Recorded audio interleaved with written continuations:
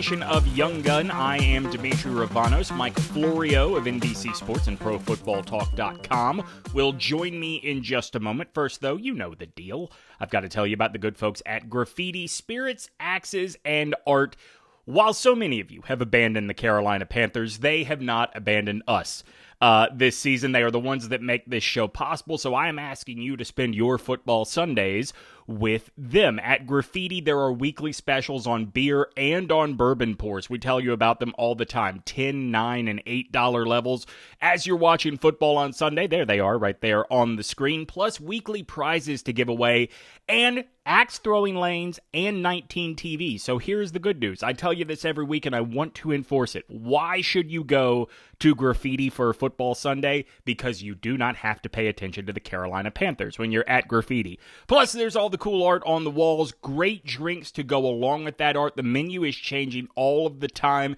This is one of the best places to host a friend's holiday cocktail party here in the Triangle. So if you've not checked it out yet, do it right now. Graffiti, Spirits, Axes, and Art, 158 East Cedar Street in downtown Cary. Support them because they support us. Mike Florio of ProFootballTalk.com and NBC is our guest on the midweek Talkthrough.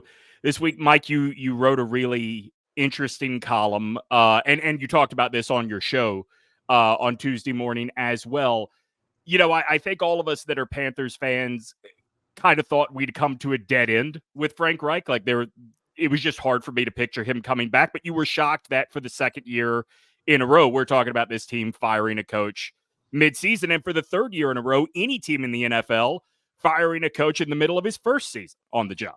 It had been 43 years since it had happened. And 21, Urban Meyer, 22, Nathaniel Hackett, and now FrankReich. It just seems so odd to me. It seems like such a manifestation of impatience by the owner. And I become very intrigued by these tales of and examples of people who make billions in one line of work, who think that the skills that cause them to be so wildly successful are transferable to winning football games. They're still going to make a ton of money as NFL owners, but can they stand out in competition with the other billionaires who have had success or inherited the success that someone else in the family has had?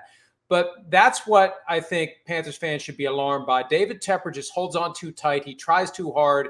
He thinks if he wants it bad enough and he works it hard enough, that he can figure this out because it doesn't look difficult on TV. And I think he's learning that it is. The question is, how will he adjust his approach moving forward? Will he learn from it, or will he just keep banging his head against the wall?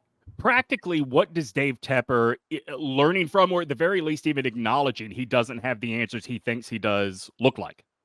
It looks like getting out of the way. It looks like trusting your football operations people to do their jobs. And you're only ever involved for the biggest of big decisions on a drive-by basis. We need to bounce something off of you. We need a sounding board. Or before we commit tens of millions of your dollars to this player, we want to make sure that you understand why we're doing it. And we're giving you the courtesy of letting you know it's still our decision, but we're keeping you in the loop, because ultimately the owner is the fan in chief. That's how the owner should act. Exactly like a fan. The only difference between the owner and a fan is the fan pays the money and the owner gets the money. That's the best way for an owner to act. You trust the people to run the show. You get advance notice of everything that's happening, and your voice is exercised very rarely. It's not a constant presence. And the thing that I'm most curious about, DaveTepper has said that he didn't chime in on the quarterback decision before the draft until after he knew the entire coaching staff and the entire scouting staff wanted BryceYoung. I'd love to know if that's true. I'd love to know if he was doing anything, because as a multi-billionaire, you don't have to say it directly. You just have to you could do things like you could do things like he did, like say send your wife to BryceYoung's pro day. Exactly. Or I really like, did I tell you I really, really like him? I really like him. The example I use all the time, and it's in my book Playmakers, and I was discussing it earlier today. If the owner walks in through the front door of the facility and there's a bowl of candy there and it's Kit Kats, and he's never had a Kit Kat in his entire life, and he eats it and he declares to no one in particular, this is the best candy I've ever had in my life. Everywhere you go from that point forward, there's going to be Kit Kats falling out of the closets. They're going to be coming out of the drawers. He doesn't have to say it That's one of the privileges. You never have to give a direct order when you're a billionaire surrounded by people who know what's good for them.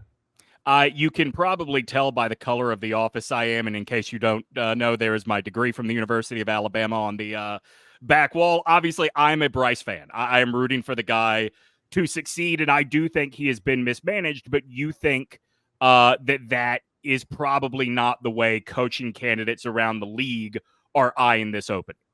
Well, there are going to be coaches who out of the gates would not want a quarterback on the wrong side of 6 feet. Right. That's one of the reasons why I don't believe FrankReich ever wanted BryceYoung. FrankReich is one of these, and it's funny, when you see the prototypical NFL quarterback out in the wild, and I remember the first time this happened to me, it was Boomer Esiason and Dan Marino. I started looking for the beanstalk. Like, where did these guys come from? Right. They almost don't look human. They're like supersized versions of normal people because I remember growing up, like, the tallest kid was 6'4", but he was like big and gangly. Mm-hmm. Like, these are giants. They're just like stretched out and pulled this way. They're huge people.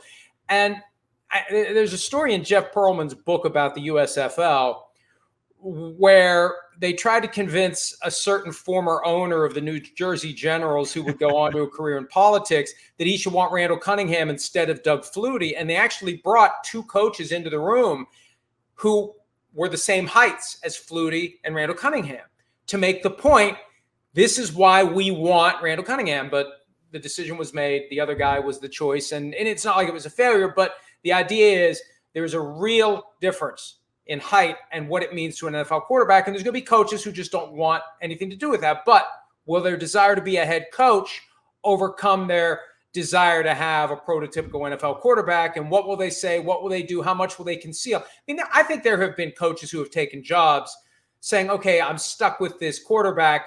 I'll deal with that later. I mean, Josh McDaniels did it twice. Yeah. He got rid of Jay Cutler before he even coached a single game in Denver. And then after 1 year with Derek Carr, despite, big money, new contract, Carr was gone. So there are going to be coaches who are going to be under consideration for that job who, if you put them on a lie detector test, would say, we really don't want BryceYoung.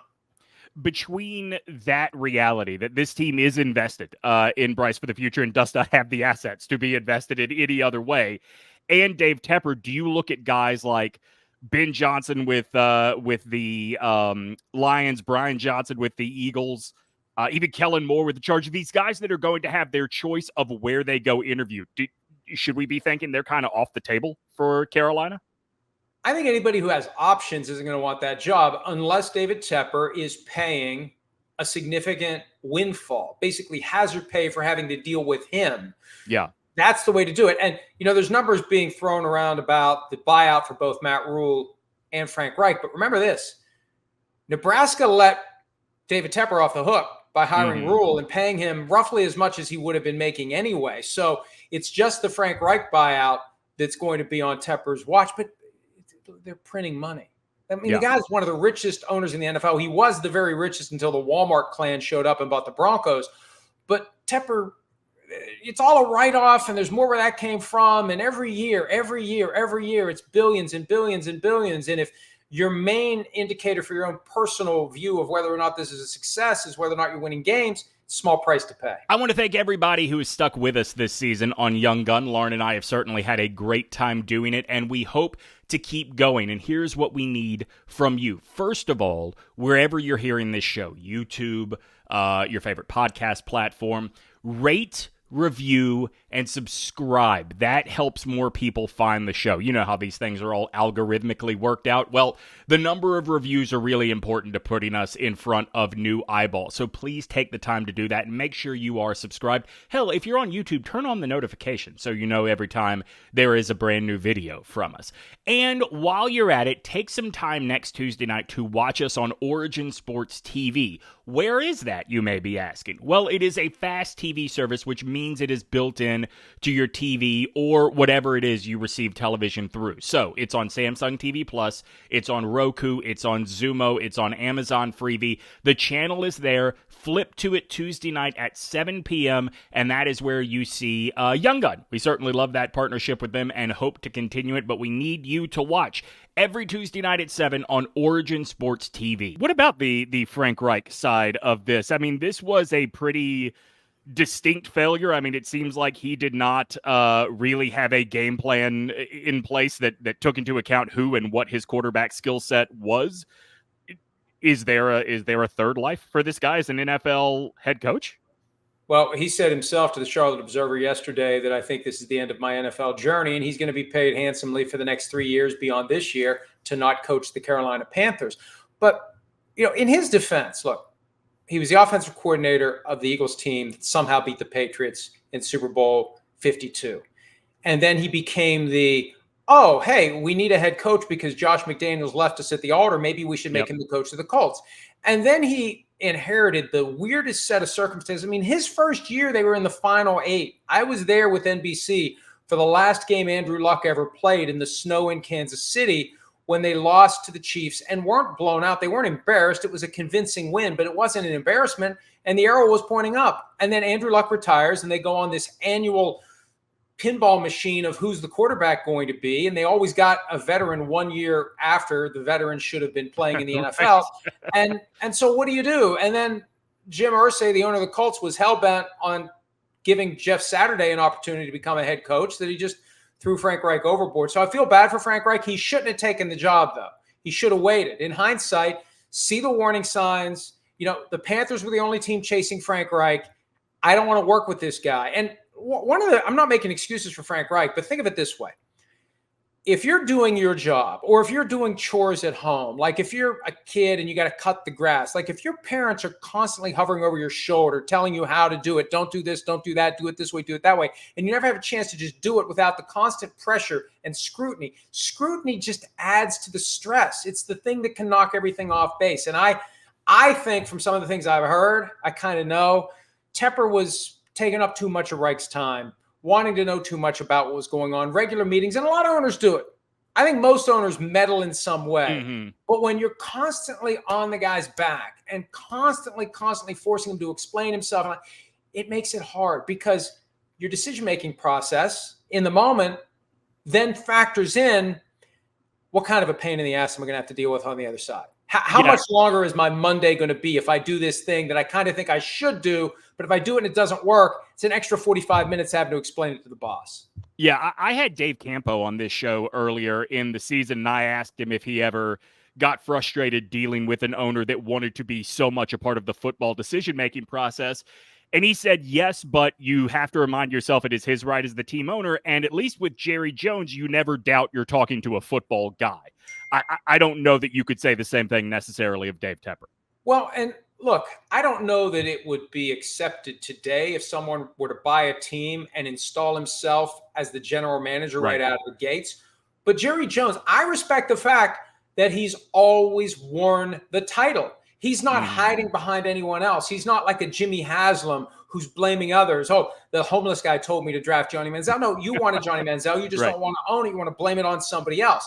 A lot of the owners will meddle and then fire the person who does the thing that the owner wanted him to do and move on to someone else who becomes the buffer. Because ultimately, what these owners don't want, they don't want to be criticized. They don't want to be scrutinized. They don't want to have accountability to the fans. I don't think it's a coincidence that Scott Fowler of the Charlotte Observer, who wrote a column yesterday that David Tepper should fire himself, was sitting front row at the press conference today, raising his hand and trying to get called on to ask a question, and they ignored him.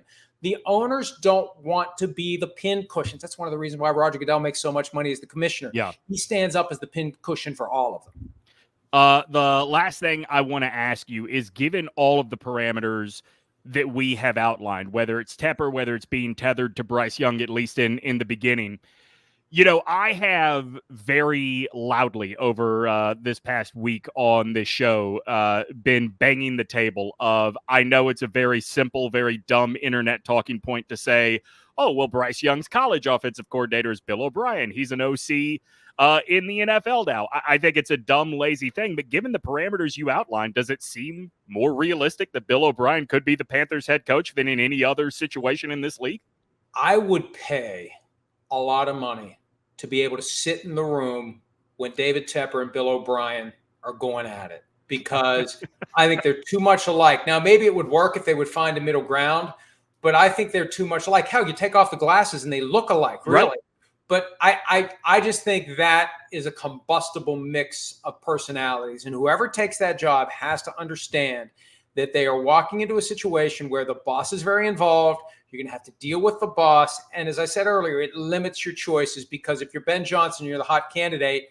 Oh, wait, I can go to this team where the owner is going to leave me alone, or I can go to this team where I get a report card every week and I got to meet with him every week. And he's got this idea and that idea, and he really doesn't know what he's talking about. And I got to sit there and humor him because he's the boss.